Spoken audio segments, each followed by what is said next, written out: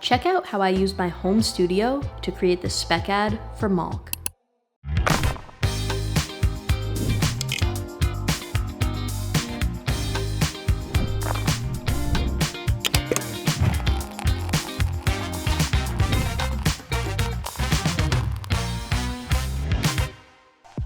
For the opening shot, I wanted the product to fly into the screen and rotate.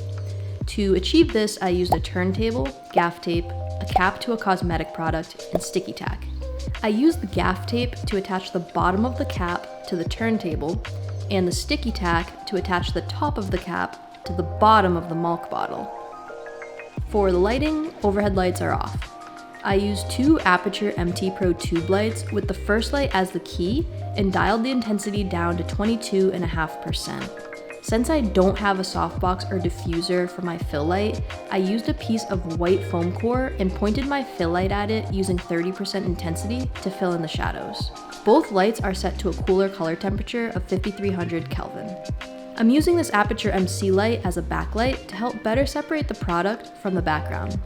Normally, I'd use a green background, but since we have green on our product, I'm using the Thunder Gray seamless backdrop paper from Savage. I recorded a few rotations to have plenty to work with in post, and this is what the raw in-camera shot looked like. And here's how it looked in the final edit. If I could time travel and redo the shot, I would have better leveled the Malk bottle to the cosmetic cap, as well as tilted my tripod more so I couldn't see the bottom of the bottle when filming. The issue with the original shot was that the cap was still in frame, so when I keyed it out, there was a blank hole. I did a crazy frame-by-frame workaround and inserted a random image of a bottle to hide this, and it actually turned out really well. So huge save there. Let me know if you'd like a full editing breakdown for this ad, because I can definitely make a deep dive video on that part of the process. And on to the next shot.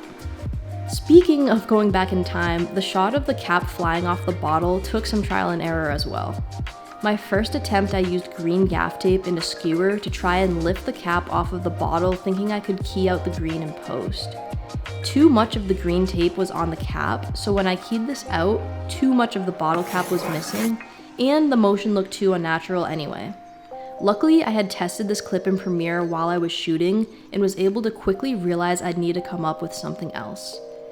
A huge part of this channel is about transparency and how video shoots never go perfectly as planned. So this is a great example of failing forward and learning more and more with every shoot. So what I'm going to try now instead is I put the bottle cap solo onto a little cardboard roll, which I then just tape the top with green gaff tape for keying. So I'm gonna get two shots here, one with it stationary and one with it rotating. I have the same lighting setup as that bottle shot that I took a clean plate on. So we'll see if this way we could key it independently and look like it's falling onto the bottle. All right, that should be good. And here's the raw clip versus the edited clip. After keyframing, this worked great. The next shot I recorded was pouring the milk. The tricky part with this one was trying to pour the milk where I pulled focus ahead of the shot. So I did a couple test rounds where I was holding the milk in front of the camera, locking focus on that and putting it back and doing a few trial runs, basically trying to get it in the rough general area as it was before. The aperture I have set to 6.3, so hopefully it'll keep most of what's in the frame in focus. The other thing that I need to try to be mindful of is when I take the milk and pour it, I need to come in at this angle because it avoids getting too many highlights from the lights. So if I hit it at kind of a canted angle, it does look nice even lighting. So I'm gonna go for this and hope for the best. Yeah, it's gonna be such a quick shot that I feel like what I captured will definitely get the job done.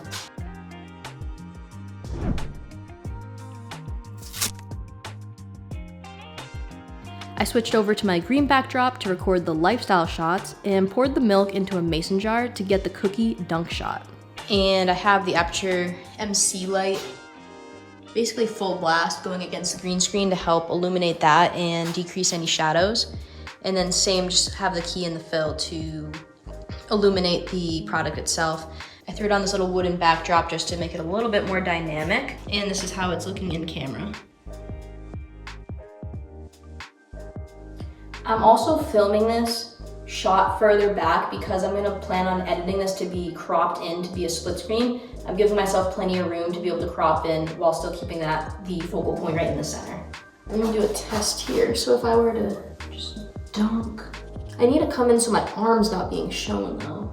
I think I'm just gonna go for it once again. If we got this first tee, I'm just gonna eat this as a snack because that's well deserved.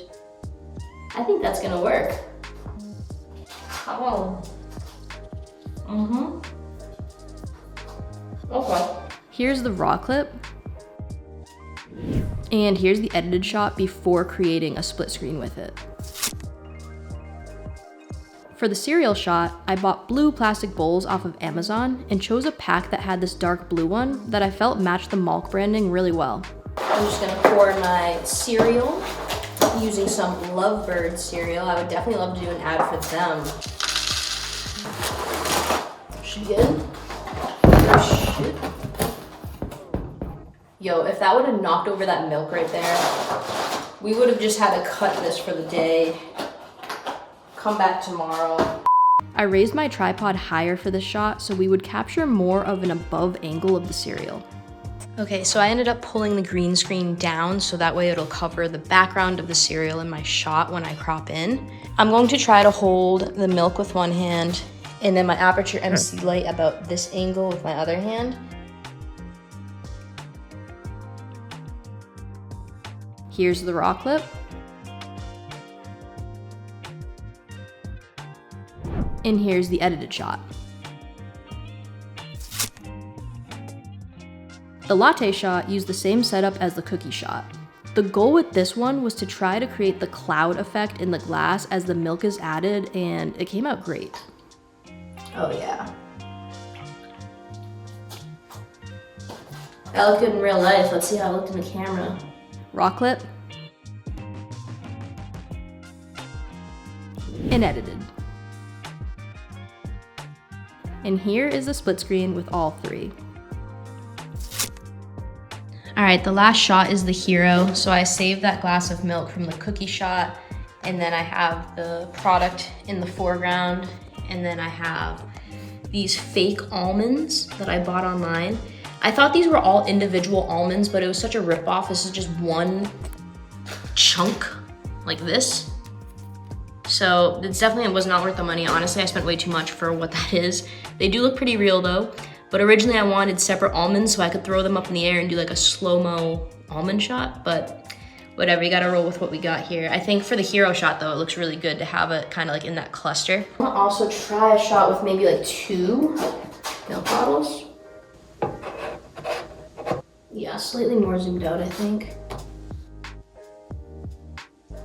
Okay, double nuts looks good, all right? You hear that? But you know what I mean. I mean, look at the shot. Like that really just added so much to it. I shot this one at a lower angle to really make the bottle fill the frame nicely. I think that's it. And that's a wrap. Overall, the shoot went pretty solid and I had so much fun working on this.